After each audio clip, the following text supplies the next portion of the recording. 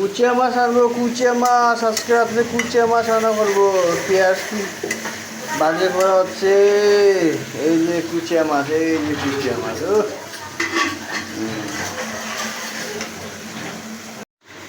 মশলা দেওয়া হয়েছে, মশলা ভালো করে কষিয়ে নেওয়ার পরে উপরে যখন নাকি তেল বেশি উঠবে মশলার উপরে, তখন মাংস দিয়ে কষিয়ে নিব।